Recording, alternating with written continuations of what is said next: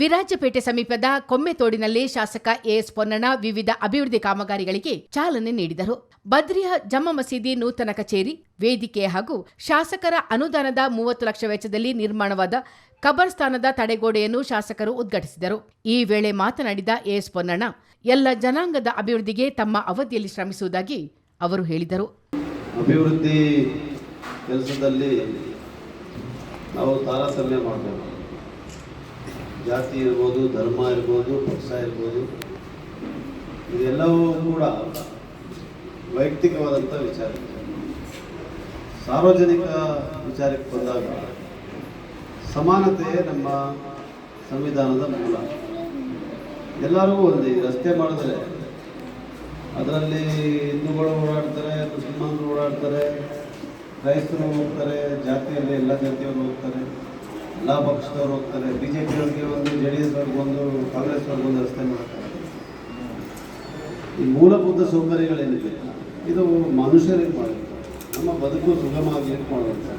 ವಿದ್ಯುತ್ ಶಕ್ತಿ ಇರ್ಬೋದು, ಕುಡಿಯೋ ನೀರು ಇರ್ಬೋದು, ಮತ್ತು ಧರ್ಮ ಕ್ಷೇತ್ರದಲ್ಲಿ ಇರುವಂಥ ಪುಣ್ಯ ಸ್ಥಳಗಳಿರ್ಬೋದು, ಅದೆಲ್ಲ ತಗೊಂಡು ಅದರಿಂದ ಅಭಿವೃದ್ಧಿಯ ಕೆಲಸಗಳನ್ನು ನಾನು ಯಾವುದೇ ಕಾರಣಕ್ಕೂ ಕೂಡ ತಾರತಮ್ಯವಿಲ್ಲದೆ. ಜಮಾತ್ ಅಧ್ಯಕ್ಷರಾದ ರಫೀಕ್ ಕೋಳುಮಂಡ ಮಾತನಾಡಿ, ಸರ್ವ ಜನಾಂಗದ ಅಭಿವೃದ್ಧಿಗೆ ಶ್ರಮಿಸುತ್ತಿರುವ ಎಎಸ್ ಪೊನ್ನಣ್ಣ ರಾಜ್ಯದಲ್ಲಿಯೇ ಮಾದರಿ ಶಾಸಕರು ಎಂದು ಬಣ್ಣಿಸಿದರು. ಕಾಮಗಾರಿ ಈಗಾಗಲೇ ಪೂರ್ಣಗೊಂಡಿದೆ. ಮೇಘತಡ್ಡ ಮತ್ತು ಪುಟ್ಟಿಯಿಂದ ಕುಟುಂಬಸ್ಥರ ಮನೆಗೆ ಹೋಗುವ ರಸ್ತೆ ಸಂಪೂರ್ಣ ಪೂರ್ಣಗೊಂಡಿರುತ್ತದೆ. ಇದೇ ರೀತಿ ಹಲವಾರು ಐಮಗಂತ ಇನ್ನೂ ನಮ್ಮ ಧ್ವನ್ಯಾಧ್ಯಕ್ಷರು ಕಾರಣ ಬಂದಿಲ್ಲ. ಅವರ ಹತ್ರ ಲೀಸ್ಟ್ ಇದೆ. ಯಾವುದೂ ನಾವು ಉದ್ಘಾಟನೆ ಮಾಡಲಿಲ್ಲ. ಕಾರಣ ಏನಂದ್ರೆ, ಶಾಸಕರಿಗೆ ನಾವೇ ಹೋಗಿ ನಾವು ಒಟ್ಟಿಗೆ ಇರುವಾಗ ನಾವೇ ಪ್ರೆಸರ್ ಕೊಟ್ಟು ಇದು ಬೇಕೇ ಬೇಕು ಅಂತ ಹೇಳ್ಬಿಟ್ಟು ಗ್ಯಾಪ್ ತಗೊಂಡು ಅವ್ರು ಮಾಡಿದ್ದೀವಿ. ಅವ್ರಿಗೆ ಸಮಯದ ಅಭಾವ ಇದೆ. ಅವತ್ತು ನಾವು ಕೊಟ್ಟಂತ ಮಾತು ಎಲ್ಲೆಲ್ಲಿ ಏನನ್ನಾಗುತ್ತೋ ಆದಷ್ಟು 80% ಕಾಮಗಾರಿ ಪೂರ್ಣಗೊಂಡಿದ್ದು. ಈಗಾಗಲೇ ನಮ್ಮ ಎಲ್ಲ ಗ್ರಾಮಗಳಲ್ಲೂ ಕಾಮಗಾರಿ ಪ್ರಗತಿಯಲ್ಲಿ ಇರುತ್ತದೆ. ಕಾರಣ ಈ ತರ ಒಂದು MLA ನಮಗೆ ಹೇಳಬೇಕಾದ್ರೆ ನಿಮ್ಮ ಮುಂದೆ ಹೇಳಿದಾಗ ಒಂದು ನಮಗೆ ಹೆಮ್ಮೆ ಆಗುತ್ತೆ.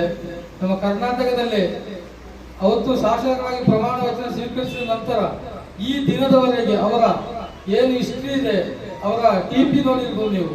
ರಾತ್ರಿ ಹೊತ್ತು ಬಿಟ್ಟು ಬೆಳಿಗ್ಗೆಯಿಂದ ಸಂಜೆವರೆಗೆ ಕೊಡಗಿನಲ್ಲಿದ್ದರು, ಬೆಂಗಳೂರಿನಲ್ಲಿದ್ದರು, ಡೆಲ್ಲಿಯಲ್ಲಿದ್ದರು, ಕೇರಳದ ಎಲ್ಲ ಕಡೆಯಲ್ಲೂ ಜನರಿಗಾಗಿ, ಜನ ಸೇವೆಗಾಗಿ, ಜನರ ಮಧ್ಯದಲ್ಲಿ ಇರುವಂತಹ ಏಕೈಕ ವ್ಯಕ್ತಿ ಎಂದು ಹೇಳ್ಬೋದು. ಕರ್ನಾಟಕದ ಏಕೈಕ MLA ಆಗಿರುವಂತಹ ನಮ್ಮ ಶಾಸಕರು ನಿಜವಾಗಿ ಸಾಬೀತುಪಡಿಸಿದ್ದಾರೆ.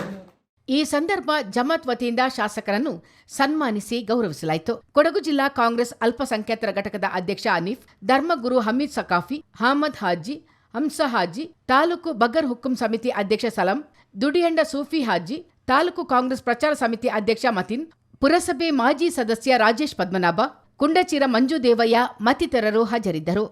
ಚಿತ್ತಾರ ನ್ಯೂಸ್, ಕಡಂಗ.